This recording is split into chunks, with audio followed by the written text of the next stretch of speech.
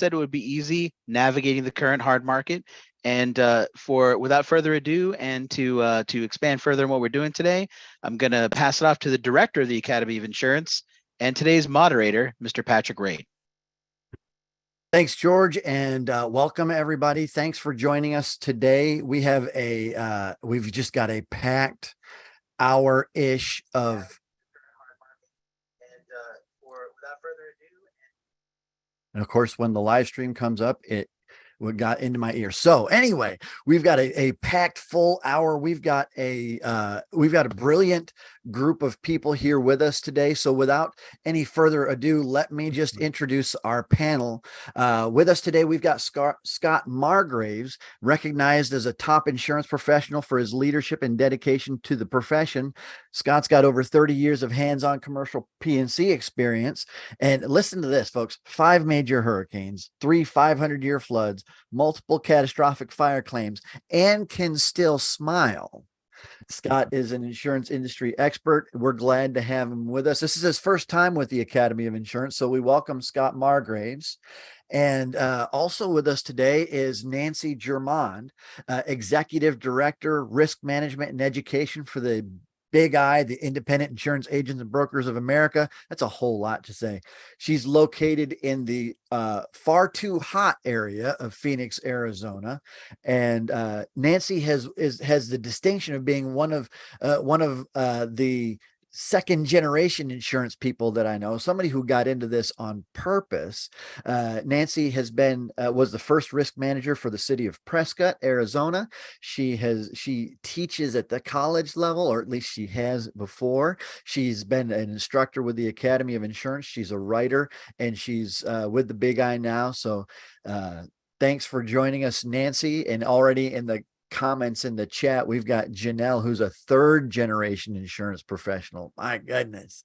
And also with us is the inimitable Bill Wilson, founder of insurancecommentary.com. He has worked with the Big I. He has worked with ISO. Again, somebody who's just been an insurance person for as long as I can remember. Somebody who has done classes for us. He writes for the Insurance Journal. I believe he's still writing for the CPCU Society. Bill retired so that he could pursue his love of writing and rock and roll. So thanks for joining us, Bill, Nancy, Scott. It's great to see everybody here. We have got, like I said, just a packed agenda, and we've got a huge group of people just watching us live, both through our Zoom platform, and we had so many people register. We are live streaming on YouTube for the first time, so it's a day full of extras here. So folks, I see your hands raised. If you want to throw something in the chat, you're welcome to do that. So let's just kick this off. So we're talking about hard markets here. Bill, can you kind of give us a little bit of a primer on what a hard market is? Well, look around. for you newbies, welcome to our old timer world. There was a time where hard and soft markets were like locusts. Every 7 years, you would have this cycle. You could almost put it on your calendar when you had affordability and or availability problems. So essentially, a hard market is where you have usually significant premium increases or probably reduced industry capacity to write coverage. So probably the simplest thing to deal with is the premium increases, believe it or not, because while they hit your pocketbook, one of the problems with the availability issue is that coverages are cut, which can be catastrophic if the wrong coverage is cut. And the reason I know we're in a hard market now, let me give you some examples. And I've already cautioned George, or rather Patrick, to jump in and shut me up if I go too long. But I've actually got a list here. I'm going to run through it real quickly to give you some examples based on what I've been reading, agents that I've talked to. Auto insurance, we've had a couple of years of 100 plus combined ratios. Some companies up 110, 120%. I was reading in the Insurance Journal recently about a major auto carrier was seeking a 12% increase on top of a 7 or 8% increase they had just achieved in most states. I've also read that there is a significant increase in the number of uninsured motorists around the country, which tells you that there's probably a pricing issue at play there. Got up to 30% in some states, almost a third of drivers being uninsured. And homeowners, everybody's familiar if you own a home or live somewhere of windstorm damage, hail damage, hurricanes, wildfires, and the list goes on. The changing weather patterns are dramatically impacting the industry.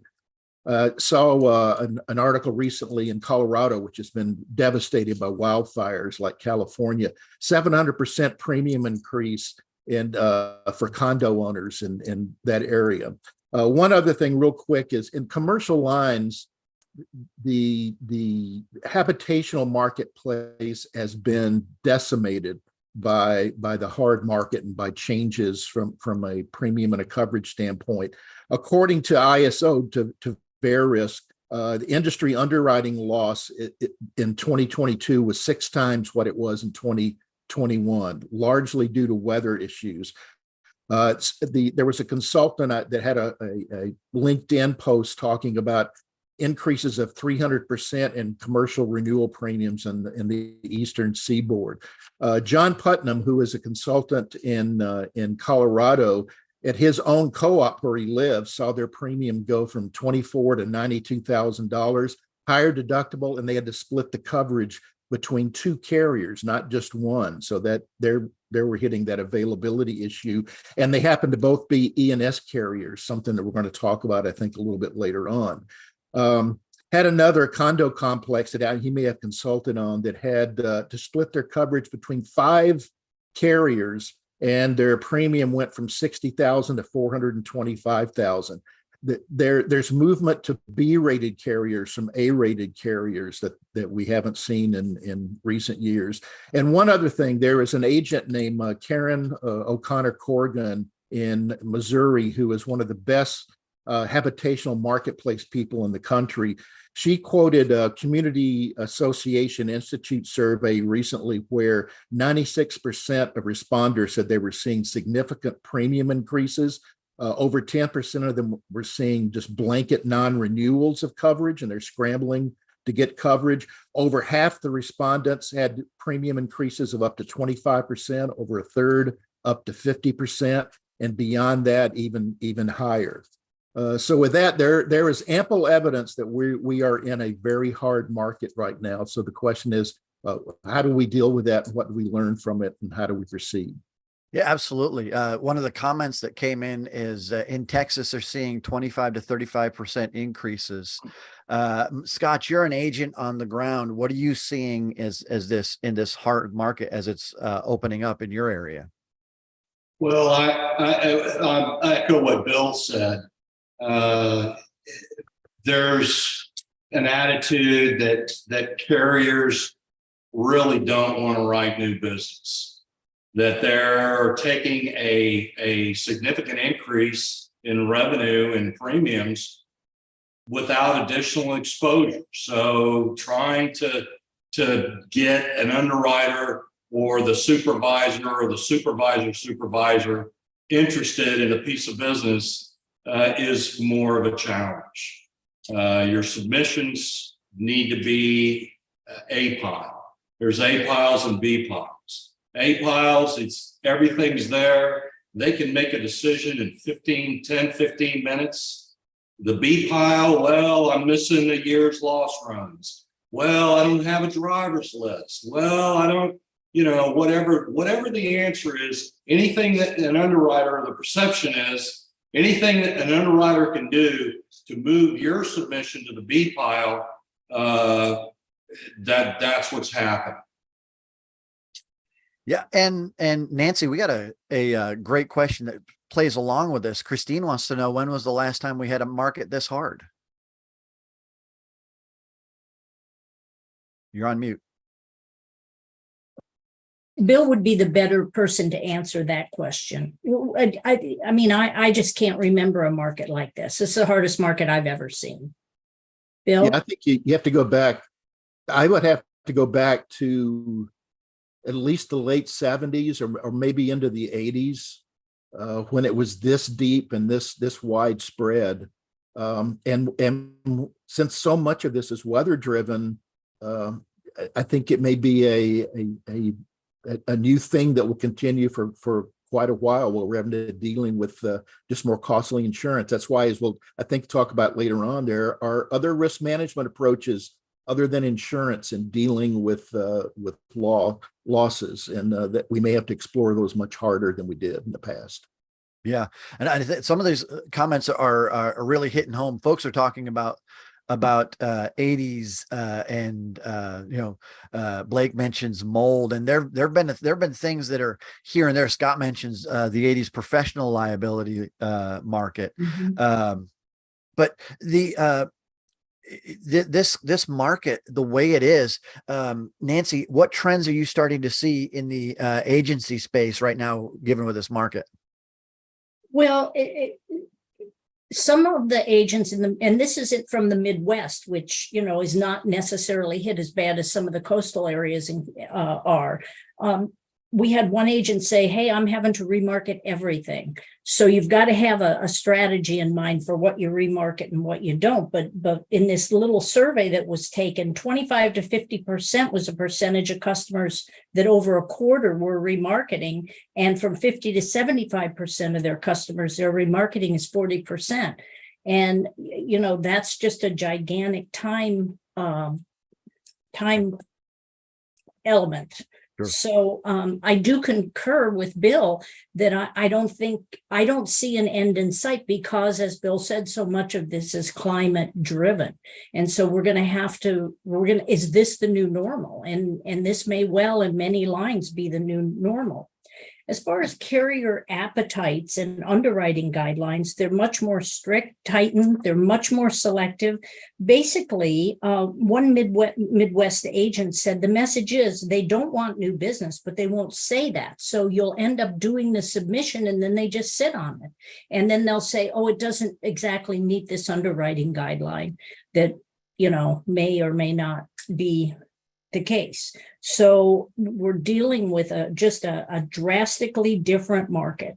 One of the things that contributed to this market is years of low interest income. And so the underwriters absolutely, the carriers had to have an underwriting profit, which they have not. They, in the past, we could rely on some income from investments. Now that's turning around. That may help a little bit, but multifamily housing, any hotels with exterior door exits, almost impossible to place. Commercial property, big issues. GL's easing a bit, as is D&O from what I'm seeing. Not much, but here's one little tip. Workers' comp is still in good shape.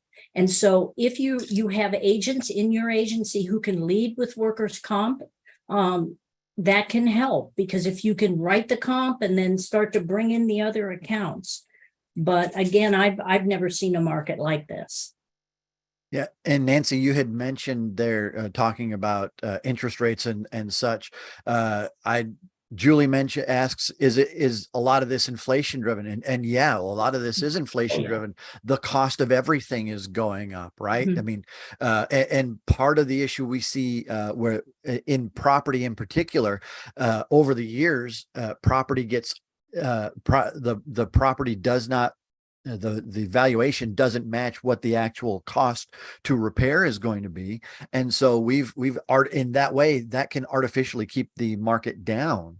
But there's so many different ways we could go. Scott, you had mentioned getting submissions A pile or B pile. And, I have an underwriting background, and I can remember distinctly back in the day, there was the A pile stuff that had everything I needed to underwrite the account, and it had a due date on it. And then there was the B pile stuff that it maybe didn't have everything, or maybe didn't have a due date. And if the agents put on the application, we need this ASAP, that went to the ASAP pile, which was kind of the bottom of the stack in my life.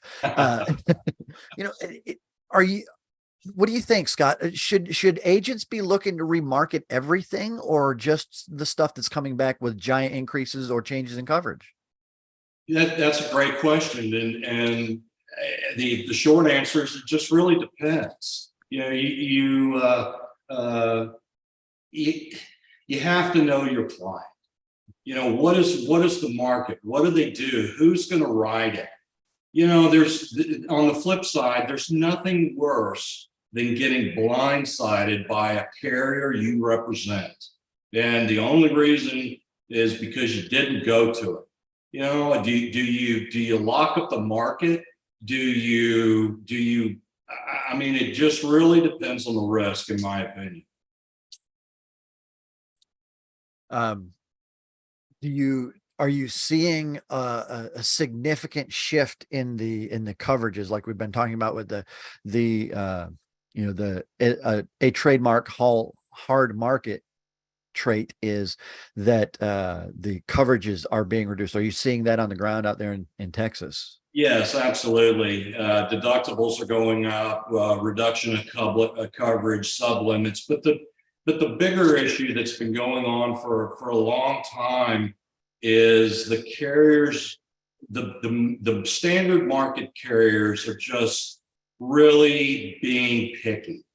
They just, if it doesn't fit the box, we're going to take a pass. Mm-hmm. And if there's any activity, you know, any claim activity, you're more likely to get it declined. And so in an effort, you have to go excess and surplus to keep the business. And that's the Wild West. It's unregulated. Those forms could say anything.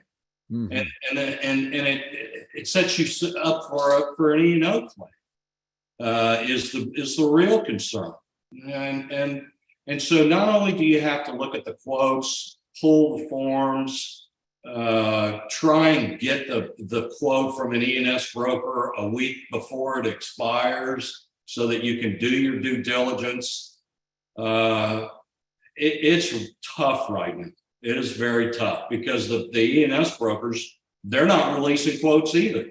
They know they got you over a barrel. You want to see a copy of the form? I'll get it to you Tuesday.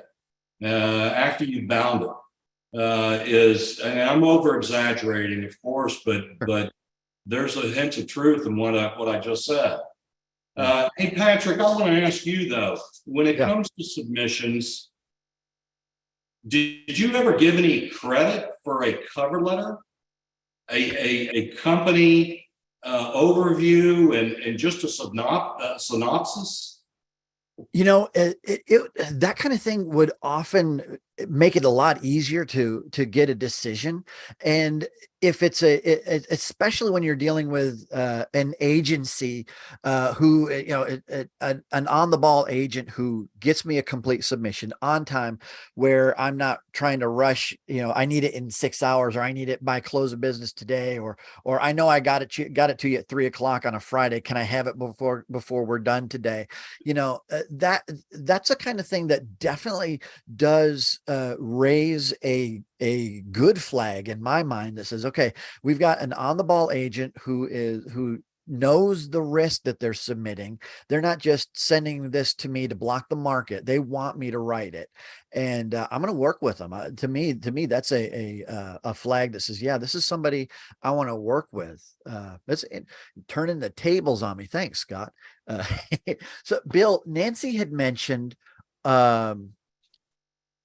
investment income, and what role is investment income playing within this as we've entered into this hard market cycle? Well, if you go back to the old days, back in the 70s and 80s and earlier, investment income wasn't really an afterthought, but it was not a critical component of the rate making process. Investment income was kind of that bonus or surplus building component of the rate. And historically, interest rates, other than specific periods of time, going back into certain parts of the 80s in particular, weren't that high. So you're not going to get a huge amount in earnings, but they were kind of a buffer for bad years. The investment income that went into surplus enabled companies to grow and expand their operations. But interest rates for quite a while have not been enough that they've really offset the amount of losses. So it used to be that companies, their actuarial departments actually wrote for an underwriting profit, and then that kind of went away to more cash flow underwriting. And now that's just not the case. I think they're refocusing on the profitability of the business itself, which probably should have done for years and years, and we haven't done. So it's not necessarily a bad thing, but it's occurring at a bad time when losses are so high. And if I could, I wanted to mention one other thing that Scott alluded to, dealing with coverage restrictions. We're primarily focused on all the huge premium increases we're seeing. And of course, those are important as far as retaining customers and so forth. But the bigger issue is the reduction in coverages and the availability of coverage, because the lack of coverage can result in catastrophic loss. It's not just a hit to the pocketbook or to business's profitability, but when you see coverage restrictions, sometimes they're because of a lack of rate relief if you can't get it from regulators. But many times it's just a way to address the losses, that there's just no other way of doing it for companies other than cutting back. I mentioned Karen Corrigan earlier, and she wrote an article about the habitational marketplace. I posted a link on LinkedIn to it, but she gave a list of what she has noticed going on in the marketplace with the habitational properties, that there are blanket coverage seems to have almost vanished. If you can get it, it will have very stringent margin clauses attached. ACV coverage on roofs, particularly roofs of over a certain age. Limitations on reporting wind and hail damage. And we all know that sometimes you don't know you have hail damage until 2, 3, 4 years or so later on. So building restrictions for that into the insurance contract is problematic. A lack of ordinance or law coverage, limitations on earthquake coverage, higher deductibles, all of those things, to me, are a bigger threat than the premium increases. Yeah, I agree with you. We're seeing a lot of comments and questions. Kendra asks, where do we see the industry headed relative to roofs? Kendra, we're seeing a lot of ACV roof covering endorsements. We're seeing exclusions on cosmetic damage to roofs. If you can't show that that the damage to the roof is more than just the shingle, or the shingle or the roofing doesn't look great, if you can't show that there's something pierced it to create water getting in or making it easy for wind to rip it off, we're seeing those restrictions as well. There's so much good here in the comments. It's hard to convince people that replacement cost estimators are inaccurate. It's hard to convince people also to learn how to use the replacement cost estimators in a lot of places. I hate to say that out loud, having being a company person, but people they'll get the bare minimum of detail into a replacement cost estimator and think, man, I know what this building costs. Yeah, kind of, sort of, but just trying to clean up some of these thoughts through the comments. We got so much here. I do like this. The strike zone is very small and the umpire needs glasses. Nancy, with so much, we've been talking about surplus lines stuff, with so much business going to the surplus lines, what are some tips that you may have for working with an MGA or a wholesaler? Well, I want to go back for a minute to Scott Margraves' comment about the cover letter. And what we're going to be publishing in a couple weeks is an article on a good underwriting submission. And I think we may need to go old school with underwriting submissions and do a cover letter. Your cover letter is an executive summary of how good the management is of the account, what are the buildings, what are the risks, what problems have they had in the past, and how have they fixed them. I think that this article is about 3,000 words, so it's pretty robust, and it'll be up on Virtual University Insurance Illustrated quickly, and I'll send it to Patrick, and he could send it out as a link as well. But it's as far as surplus lines, and what I loved about when I worked in surplus lines is I worked for a really good surplus lines carrier. And what they would say is, yeah, we're going to write this piece of business. It isn't the best, but we're going to get the rate. And they held firm when a lot of the other surplus lines carriers were cutting rate. And they've been very profitable. So what you're seeing now is the surplus lines producers and the surplus lines carriers are laughing all the way to the bank. They are really doing well. And there was a comment in the chat about, I cannot, and from one of, not, I don't think he was DOI, but he's definitely at some type of regulation. And he said, I can't believe how much business is going to surplus lines. So what happens? We know it's going to be an increased E&O exposure. Coverages are not going to be as robust, and you absolutely have to read the policies, read the forms, and know what you're doing.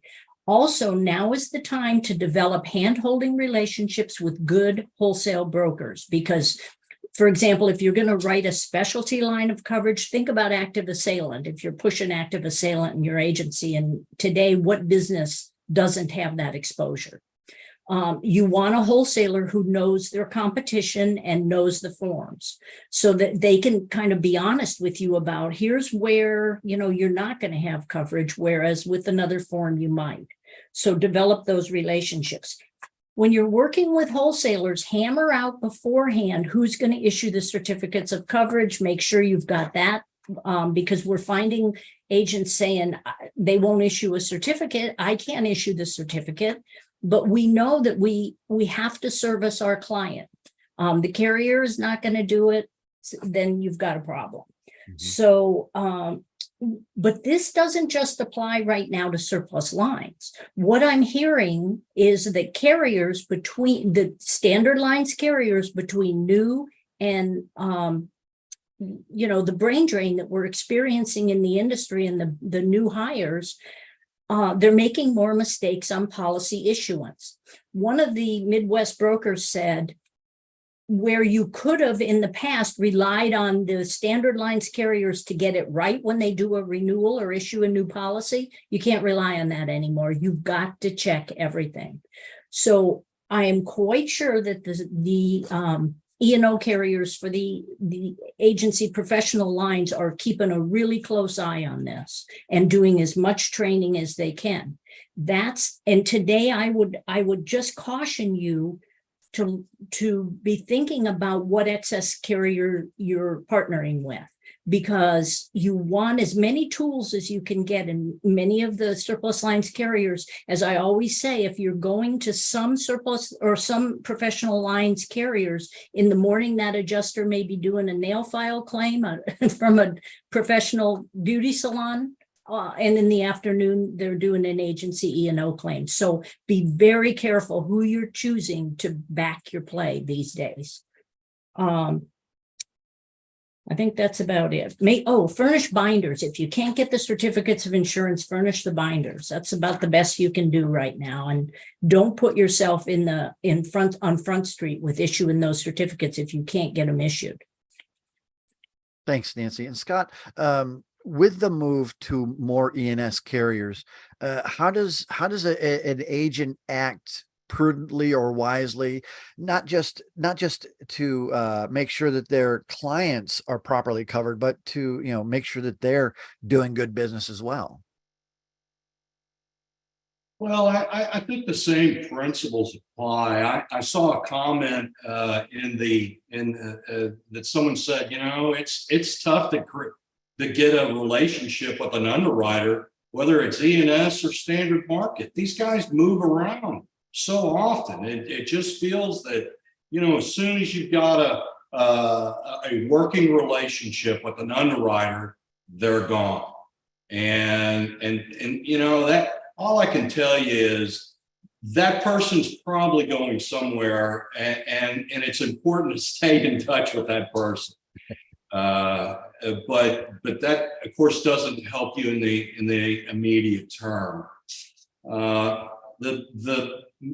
What I did, my strategy was you can't compete against the Walmarts of the world. You know, don't try. If they're not going to write the business, then go somewhere else. You know, if there's no fish in this hole, go find another fishing hole. And you know, I think the same thing applies today. You just got to get creative. If you're hungry and you want to write business, there are carriers and there are underwriters out there, but you got to find them. Where do you find them? Well, Texas, for example, you know, we publish these trade journals, these E&S trade journals. Look at the ads in it. There's going to be an ad from some carrier saying, I want to write this. We are appointing agents. Find it. You know, there was, you know, and we've gone through some cycles, not the severity that we're seeing today, where just every line of business is in the tank, but we've had hard markets in different lines, and you just got to get creative. You've got to find that you know, somebody mentioned, well, you know, there's no underwriters. Well, yeah, there aren't. What are you going to do about it? Find that online program that's going to write business. You know, back in my day, you know, Minico, for example, you know, they'll write mini storages all day, every day, and their coverages are second to none. As an example, I mean, there's just all these, you know, that's one thing I have noticed is that with all the consolidation over the years and all these, you know, the behemoths, the Liberty Mutuals, the Travelers, the Chubbs, everybody, they gobble up all these regional carriers that did a great job of writing a particular line, and over time that underwriter leaves and the new guy comes in and says, oh, this is terrible, I've had a bad claim, I'm never writing that, and there it goes to E&S. You find those online programs and figure out what they want to write. As an example, I'm in Texas. Well, there was one carrier that would write hotels, motels. I mean, standard line business. You know, now it had to fit the box. It had to be built a certain year. It had to have this and that and the other thing. The point being is that they're out there and you can find them. And it's a lot easier cold calling, you know, Mr. Hotel Owner, hey, I've got a program. It's got special pricing. You qualify, you know, can I come talk to you about it? That's a lot different from, hey, I'm hungry and I'd like to quote you. You know, if you've got something to sell, people want to talk to you. Yeah. And we're talking about all this E&S conversation, Bill, with a lot of agents having to market in the E&S lines and maybe being less comfortable in that particular space. What are some E&O considerations that they need to keep in mind? Well, I guess number one is recognize that there is minimalistic regulation of E&S carriers compared to admitted carriers. The DOI only has so much oversight. There is probably not any guarantee fund protection if you're dealing with a company that's insolvent, whether E&S or not. Keep in mind that there are diligent search laws in place that you have to get refusals from admitted markets in many cases before you can use maybe a less expensive E&S carrier. Even if it's a non-admitted company, most insurance departments, I think, have approved lists. There are certain minimum standards that E&S carriers have to meet. So you want to make sure you're dealing with an approved carrier. I live in Tennessee, and under our law, an agent that places business with an unapproved E&S carrier that, say, goes bankrupt is personally liable not the agency. The agent is personally liable. So be very, very wary. Again, we tend to look at premiums when we're in a hard market, but I can't overstate the importance of looking at coverage. And I've preached for years that when you place an account with a company, there are certain coverages that you will request because you know that that insured needs them. And the company, when the policy comes back in, when the deliverables come into the agency, you want to check and make sure they did what you ask them to do.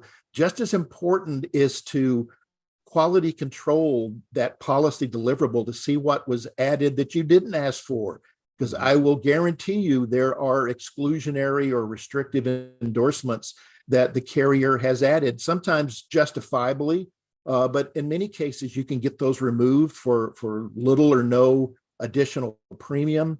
And in some cases they can be catastrophic. I've given an example so many times of when my home was hit by a tornado back in 2013. It gave our home a glancing blow, but it took out 19 40 to 80 foot trees in our yard. And so I solicited various tree service companies to remove them, grind the stumps, etc. One of the bids that I got was from a fairly new tree company, and the guy was so proud of his insurance product. No telling how tough it was.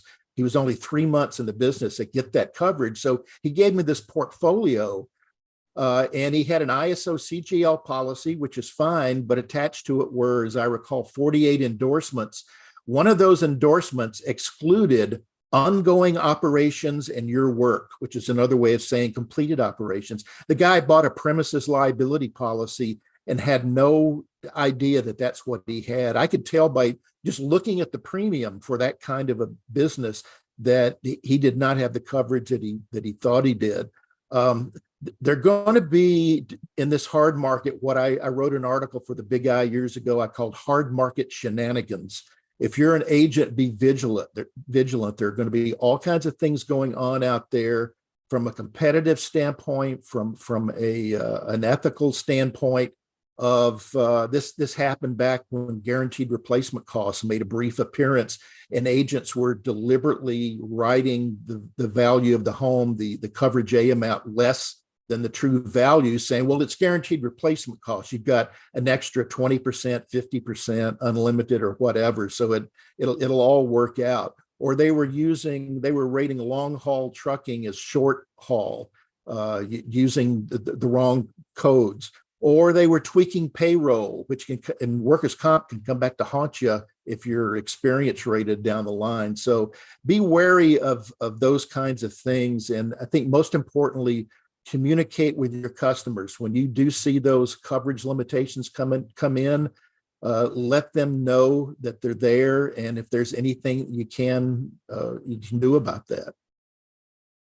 Yeah, that reminds me again that whenever you get into the surplus lines, you may see a form that looks familiar, but you got to look at that thing as if you've never looked at it before, because they can add in language that doesn't exist anywhere else. And there are endorsements that will show up that can effectively make coverage almost illusory, even in some ways, and still be very still be an expensive product or what have you. We're getting some interesting questions about folks that some folks struggling with being appointed by companies. To that, I would say, check with your state agents association or the Big I. And go to mynewmarkets.com, great website that I know of, that I'm familiar with. Ming asks, in the current hard market situation, is going niche a good idea? I think Scott and I, we had this conversation, and Nancy, I think you'd agree. I think we've probably talked about it. Getting into a niche market, that's a great way to build a book of business. Scott, do you want to comment on that? Yeah, absolutely. That, don't try and compete against Walmart. Go where the fishing's good. Find that niche, and become an expert. You write one and you're an expert in that line. Finding that E&S broker that wants to write widgets. I mean, My New Markets, that's a great source. Your state association, I guarantee you there's people advertising looking for business right now. I would think if you can find a market that wants to write cannabis shops and CBD shops, you ought to be writing business all day long. So that's my 2 cents. Yeah, and it goes back to, first of all, ask your marketing reps, look, you don't want to write this. What do you want to write? Because a lot of times, like Scott said, they have these niche programs where they still are, taking coverage. But it's really important that you round out what you have. So if so many people are working from home now, and also running side gigs, you may have a lot of unexplored BOP exposures that you could write. So constantly be talking to your clients. Somebody asked in the chat about, is it just going to be like this, that it's all about rate? No, now is the time that you build value. You become a trusted advisor because everybody's hurting. And if you can help explain to them exactly what's going on, and it's not you, they're not picking on you, this is endemic in our industry right now, and let me see what we can do to find some alternatives, whether it's higher deductibles, maybe I hardly ever would recommend decreasing coverage, but could you install a burglar alarm? Could you do something, an ansel system? What can you do? If you don't have a return to work program for your insureds, without a return to work program, a lot of the work comp carriers today won't even write it. They won't entertain it. So whatever you can do to help them look at maintenance, how's your plumbing, for example? Are you keeping up on your roof repair? It's all about these constant drip social media and email reminders to your clients. We understand what you're faced with. Here are some things you can think about. Yeah, and to just kind of follow up, you got to talk to your, communication with your clients is key. They know what's going on. They know prices are going up. But be that guy out in front saying, this is the horizon, and talking to them. Look, you're a particular business. You're a niche. There's only so many people that are going to write you. I'll go to this carrier, that carrier, and that carrier. Are we good? Back to that, are we marketing 100% of our accounts? It just depends. Have you had that conversation? It just really this is where you build value. This is where you add value with your existing clients. Yeah, absolutely. And there's a great question here in the Q&A box that I am just chomping at the bit to get at, and it comes up. Bill, you had mentioned, we were talking a little bit about the investment income. Here's the question that came in. Do you think our rates have been kept artificially low, kind of like farm subsidies, and now when the investment stock market are not profitable, carriers are having to raise rates, and this leads to the sticker shock of consumers? Chantel, yes. Because of several different factors, depending on the state that you're in, I believe that we have seen significant artificial rate decreases, whether you're talking about the tech company that wants to call itself an insurance company that isn't being held accountable for their rating because they've got significant investment or significant venture capital coming in that can make up for an underwriting loss, or you're talking about the carrier that as a business practice decided to write 100% combined ratio and hope to make it up with investment income, or you're talking about a state where you've simply got an artificially low rating mechanism going on in that state for whatever reason. Florida, I think that's a significant part of what we're seeing. Bill, do you have any comment? Yeah, well, I don't know if things have been if premiums have been suppressed. I just think everything is getting more expensive, and I don't think it's going away. I think the increased premiums you see are here to stay, because they are based on the realities of life, that losses are in fact increasing, and that's what we need to address. I mentioned earlier that there are other risk management techniques other than insurance, like loss prevention and reduction. I think the industry needs to work with other industries, like the building industry and government, to improve building codes enforcement. To a 30-year asphalt roof just doesn't cut it anymore. That we need to look at again, more stringent building standards and other mitigation means to get a handle on the increased loss exposure that we're experiencing. Because I think that from time to time you will see things get more competitive, and you'll see availability expand from a reinsurance standpoint. But I just think the long term is that it's just going to be more and more expensive to insure things. I think one of the things too is, I hate to say this, but sometimes policies are too generous.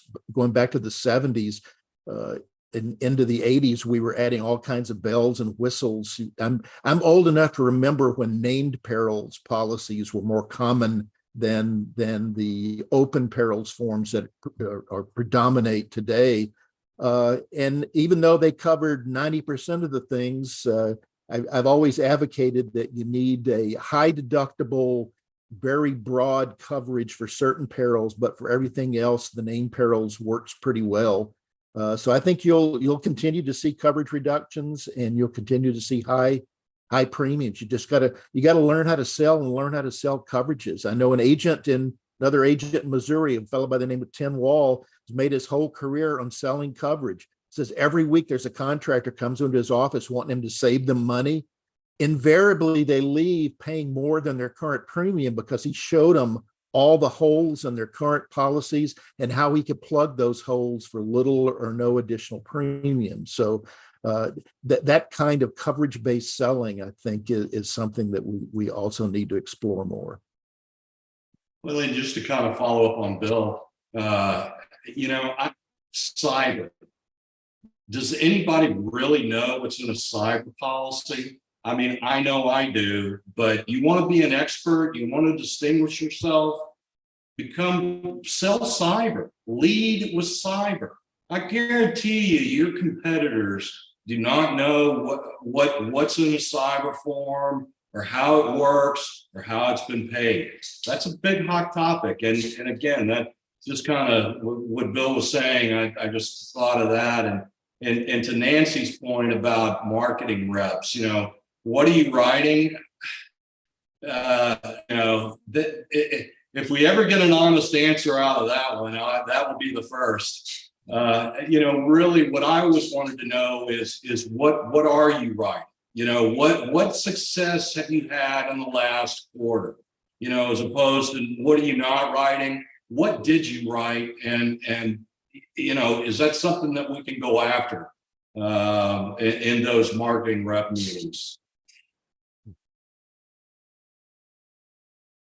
Okay, I need you to put on your prognosticator caps here.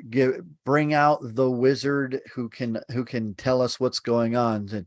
And Nancy, how long do you think, this is the direct question. Alex says, when do you guys think things will get better? 1 year, 2 years, 5 years? I think things will calm down in a year or two, but I think this is more of a new normal. Because reinsurance is an issue. The carriers are reluctant. We have a huge brain drain in the industry. And frankly, if you have a BA or a BS and can sit in front of a computer, you're now an underwriter or a claims adjuster. So we have a huge talent gap.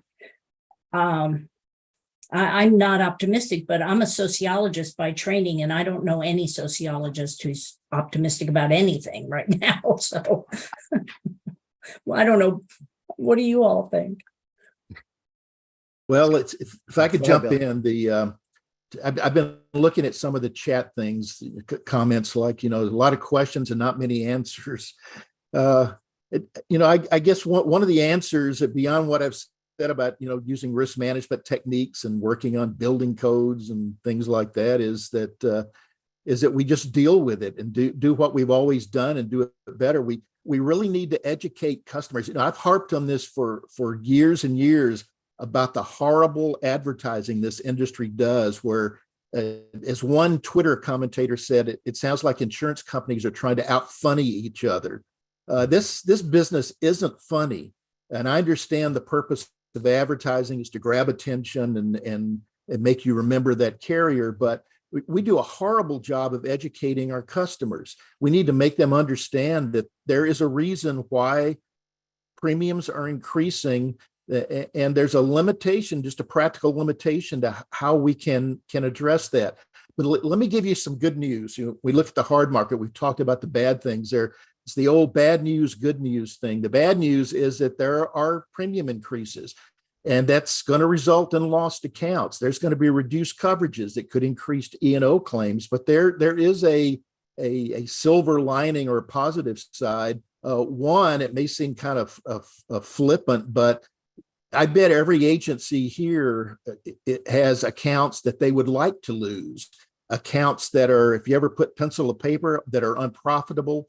So losing an account isn't necessarily bad. Here's your opportunity. You have a good excuse now to try not to remarket that account if you don't want it.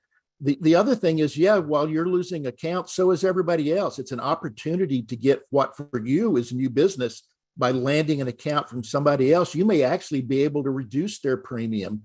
Or again, back to the Tim Wall in Missouri, showed them why they really have it pretty good compared to the coverages that you can bring to the table. Increased commissions. If you're an agent, one of the upsides of premium increases is there may be increased commissions that you can use for other activities, marketing, taking the time to explain things to customers that you didn't have before. And then maybe a fourth benefit is that if you can retain these customers, that generates customer loyalty. It generates viral marketing on their behalf, that maybe you didn't save them money, but you made sure that they were well taken care of from a coverage standpoint. So there are some opportunities here, because once again, while agencies are losing business, that's an opportunity to gain business elsewhere. But we just need to do our jobs. There's anybody remembers the commentator Paul Harvey? Paul Harvey had a quotation that I love that said, "In times like these, it's always good to remember that there have always been times like these." So while things seem bad, we can deal with them. There are just no magic answers to the issues and the problems that we face, except do your job as best as you can do it. Scott, do you have any comment there? We've been talking about this. Yeah, well, I can speak from Texas. It just seemed like there was a period of time there where the underwriters, just threw out the underwriting manual and said, "Hey, what's the bottom line? What price do I need to get at to write the business?" And I think that manifested itself for many, many years. What's the number? What's the number? Then forget underwriting. What's the number? Mm-hmm. And I think when COVID hit, that whole shift started, and then you had the shortages of building materials and everything. The replacement cost shot right up. Carriers were on the hook for it, for 300% increase in lumber. Yes, there was a period of time where you're wondering, oh my God, what is the the 80% co-insurance during all this. So the rates have finally started to catch up. They're not making the investment income that they used to. They're really having to underwrite. I think this perfect storm came together, and that's the market that we're in today. I think it's going to take a couple of more cycles to where building supplies become more consistent, and we have some stabilization in the economy. And again, I think there's a lag in the insurance industry and the actuaries. I think all those weather-related issues that Bill's talking about, I think they're still green. I don't think they've actually hit the books yet. And so, yeah, it could be 3 to 5 years before we see some normalization. So, I also think I'm not sure the carriers trust the modeling. So there's that, not just that, Nancy. It's uncertain whether or not state regulators trust them either. If you're submitting a rate based off of a cat model, it's unclear how much the regulators trust those things as well. Well, and it may be incumbent. We heard when we were on the California DOI call the other day, Patrick, maybe it's incumbent on the carriers to put in the realistic rates, even though they know they're not going to get it. And then they have some pushback to say, listen, we asked you for this rate increase all along. I don't know. Yeah, it's interesting. We have a question that came in from Arturo. He says, part of the problem is weather events have increased dramatically since 2018 and lost dollars with it. Yes, we're seeing that. Yet for admitted markets, the state DOIs control rate. Yes. So the carriers aren't being paid for the risk they're taking, in the end, closing up, either officially closing or soft closing, or maybe you're just in Florida and you just run out of money, and which is what happened last year and the year before. Any idea when the state DOIs will ease up and realize rates have to go up? I want to hear what the panel has to say about this, but Arturo, that's going to have to be a constant conversation with the DOI. It's going to need to be carrier after carrier after carrier, and agency after agent, and people are going to have to bombard them with facts that say, I understand you only want us to get a 5%, but we need 8, we need 10 to get to an actuarially sound place. I'll step off of my soapbox. Bill, it's been a minute since we've talked to you. Let me pass. Let me pass it off to Scott. I have something I'm holding back on. Okay. And folks, by the way, we're coming up on the bottom of the hour, and if you'll hang with us, we'll go into overtime and keep going for a little bit while longer. Nancy, did you have any comment related to this rating issue? I have said my piece. Well, I guess that leaves you, Scott. Do you have anything else you want to say there? Well, yes, I think that you gotta keep your nose to the phone and smile and dial, and 5. I think if you set a goal of 5 calls a day, you will have more business than you can handle, and it really just doesn't take a whole lot of effort, in my opinion. If you've gotta, you do the things we talked about, or I talked about anyway. Find the carrier that's hungry. Mm-hmm. Do a good submission.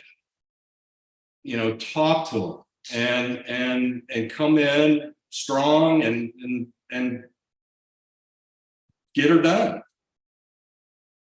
Yeah, Bill, you'll appreciate this. Julie, somewhere along the line in the chat, just types in there RTFP. What Scott was saying, the relationships are so important, personal face-to-face relationships. When I worked for the Big I of Tennessee, we had when there was a real market issue getting matching carriers, particularly with small and rural agents, we started something called a meet market, MEET, and we got carriers grudgingly to come in and meet with these small agents. And when they sat down across a table from these guys and heard their story, they were amazed at how professional many of these agents were and how on the ball. Guys with 6 designations, CPCU and others, that had done it all on their own, living in a small little rural area. And the key is sitting down face to face and convincing them person to person that you would be a good representative for that company. The other thing I did want to mention before we end up having to close is I wrote an article when I was with the Big I that I reprinted on my blog. It's probably on the virtual university somewhere, but it's on my blog at insurancecommentary.com, called 12 Tips for Selling in a Hard Market. And it's 12 things that you can do to sell. I mean, it's basically a selling skills kind of an article, but there are things to do, particularly if you've never had any real formal sales training, that work especially well in a hard market. One of them is the Churchill principle: never give up. As Scott was saying, when you're going after somebody, go after them. And I quote some statistics about when you make one approach to a potential customer, what the closing percentage is. If you make 2 approaches, 3 follow-ups, and on, it may take 5. Ultimately, if you can sell yourself and the product, then you will make the sale if you keep at it. So it just gives you 12 things that you can do to sell even in the hardest markets.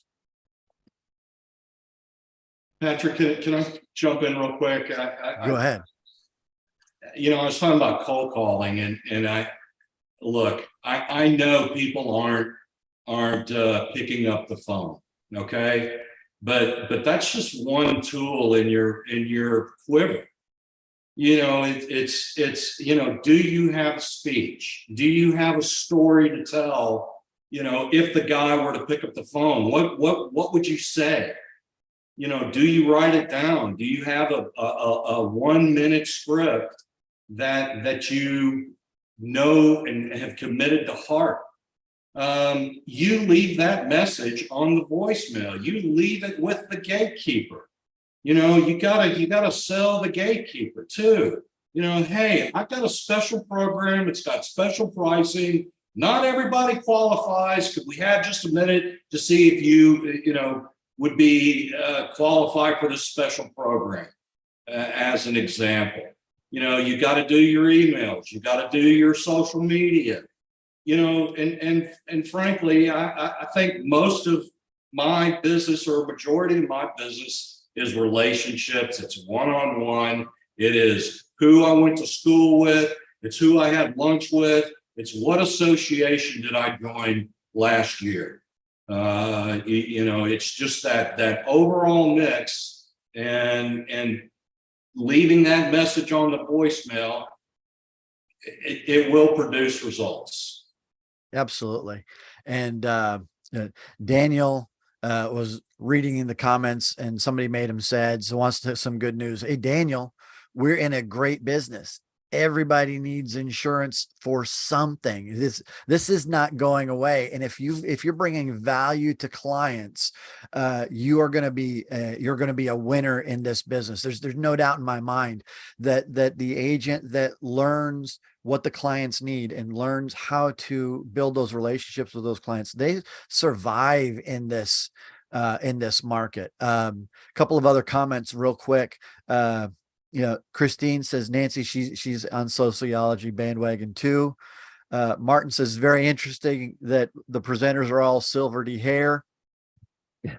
We earned it. This is we're seeing so many great comments. Thanks everybody. That I can't get to them all, and I can't get. There's some questions here. I may pull some of these later on and just send them to the panel for some more written conversation with everybody. But look, some folks have asked for contact information. If you want to reach out, you can reach us at support@ijacademy.com. That's support@ijacademy.com. And if you've got a question for a particular panelist, we'll shoot that to them so they can correspond with you directly.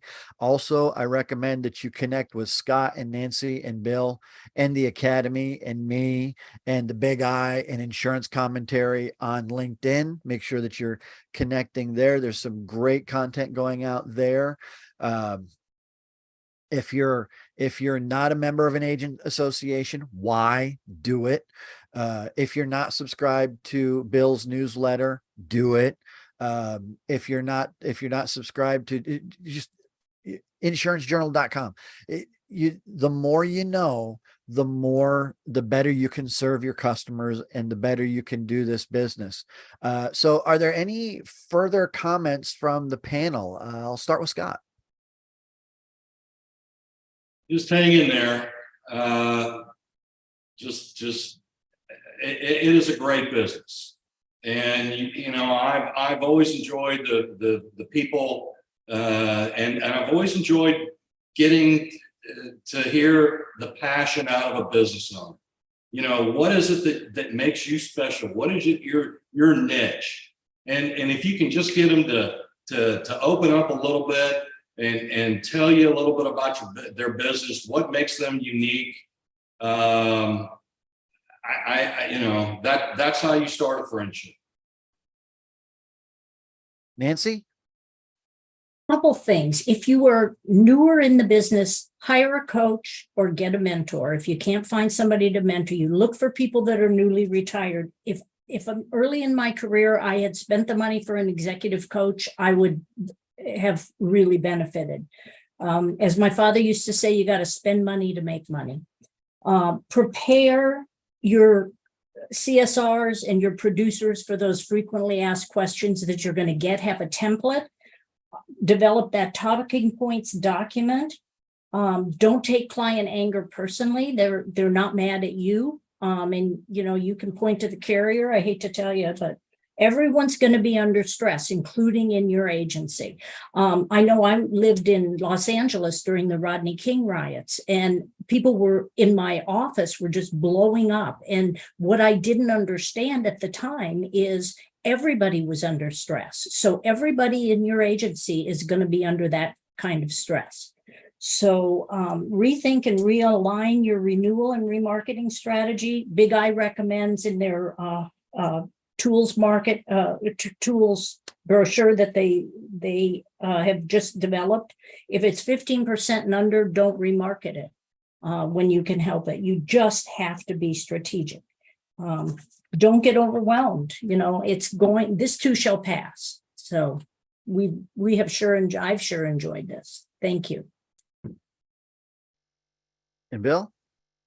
Let me close with two things. One is a chat entry that Nancy made about speaking at Kiwanis and Rotary Club and Home Builders Association. Be an evangelist for the industry. Like I said, we do an awful job of selling ourselves. Get out there where you can and explain to people what's going on and why and what you can do to help them. It'll help you and it'll help the industry. One of the books I wrote in retirement is I called Presentation Skills for the Unprofessional Speaker. It's tips and techniques for people that don't make their living as a speaker, but the value of going out and selling yourself to groups like Nancy mentioned. And the last thing I'll say is I'll leave you with another quotation that just came to mind. It's from another old dead guy named Art Linkletter, going back to the 1960s. Who said that things turn out best for the, let me think this through. Things turn out best for the people who make the best of the way things turn out. So things will turn out best if you make the best of what's going on in the hard market. And there are things you can do, lots of little things and medium things that you can do. Not one magic bullet, but a lot of little things that you can do to be successful and help your customers. Thanks, Bill. And thanks everybody for your great conversation. Thank you to the audience for all of the great chat comments and the questions that have come in.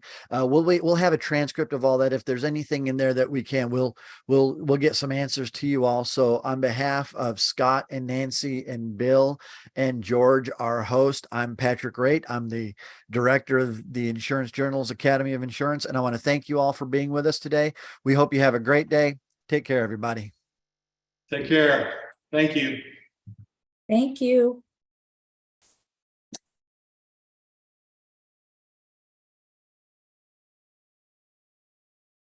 Wow. Did you How send about me 900?